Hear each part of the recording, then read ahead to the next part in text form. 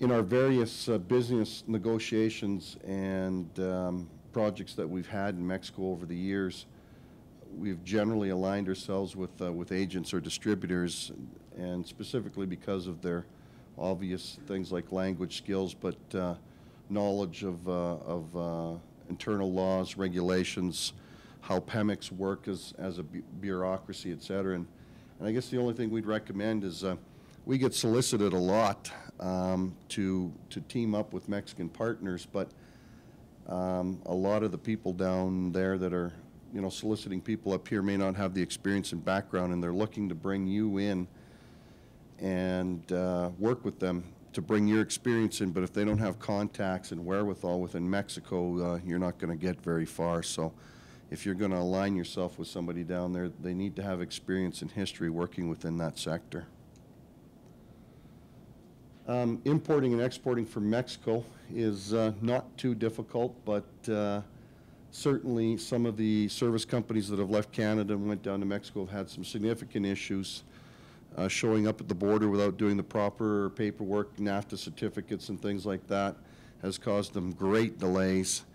And importation, exportation, no matter what anybody tells you, cannot be taken lightly and can obviously put a significant damper on what was to be a good contract and a good program.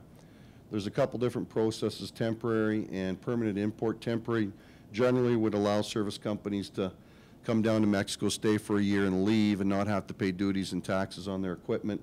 If you're going to stay longer than that for bidding processes, you would want to consider permanent import, but it has financial repercussions.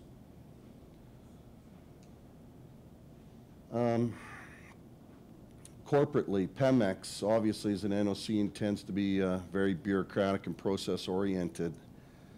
PEMEX, like other large E&P firms in North America, has strict guidelines and corporate regulations that must be adhered to within PEMEX, but another prevailing set of laws have to be dealt with because of PEMEX as an NOC. So essentially, you're dealing with corporate rules and regulations, and then you have to deal with federal and state because they're a government-owned entity, and that can always have some complications when doing business. In negotiations, it's not quite as simple as sitting down with Encan or CNRL and across the table, because sometimes their laws are restrictive and don't allow them to change and alter contracts like we would normally do in the U.S. and Canada.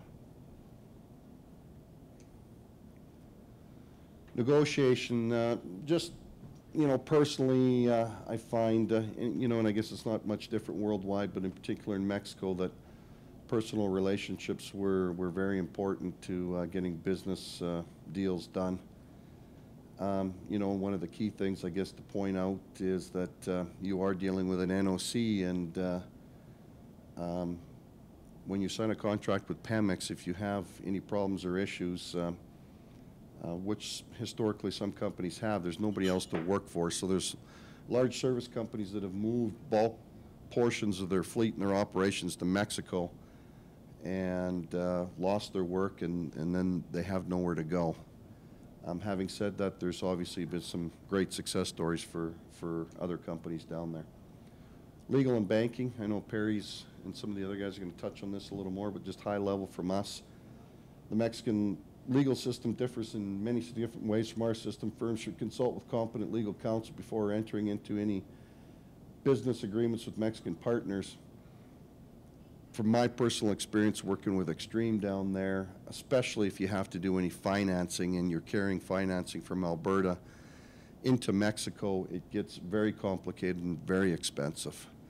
Some of the due diligence that the banks will require from you is very onerous, and takes a long time legally to get set up and can drag out your contracts.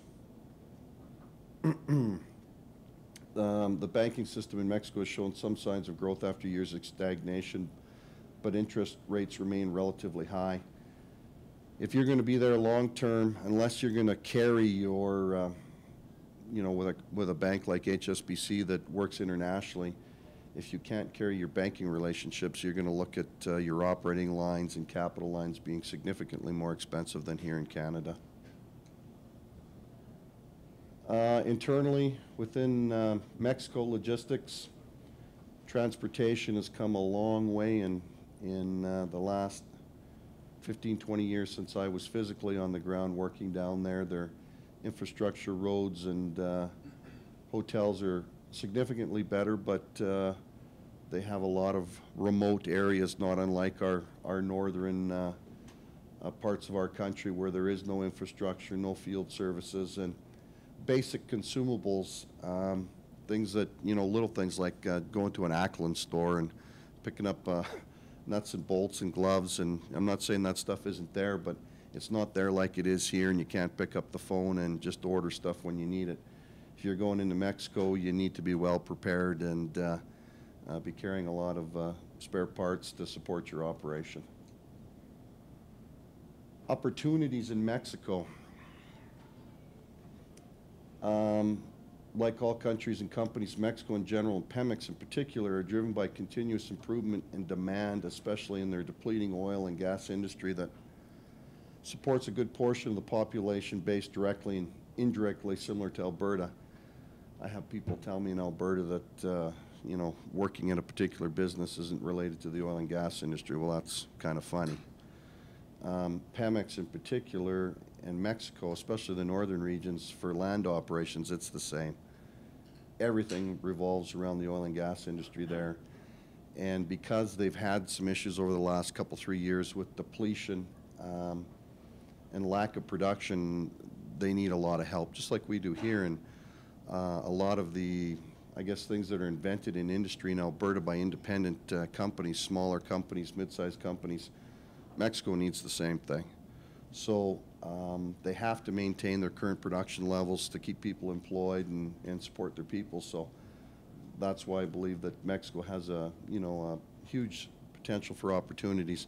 They certainly lag behind in certain areas in technology. They're doing some great things down there, and they're catching up real quick. But there's very good opportunities for people with well-established businesses to go down there, innovative ideas and technologies.